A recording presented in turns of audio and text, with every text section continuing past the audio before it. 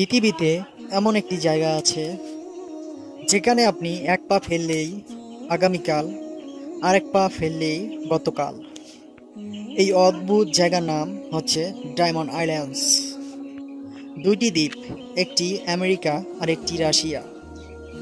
এই দুইটি দ্বীপের দূরত্ব মাত্র 4 কিলোমিটার, কিন্তু সময়ের পার্থক্য 21 ঘন্টা।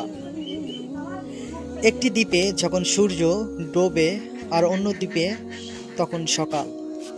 ভাবুন তো, একে অপরকে দেখতে পেলেও আপনি যে দ্বীপে দাঁড়িয়ে আছেন ওই দ্বীপে সূর্য ডোবে, আরেক দ্বীপে একজন খাড়িয়ে বা রয়েছে।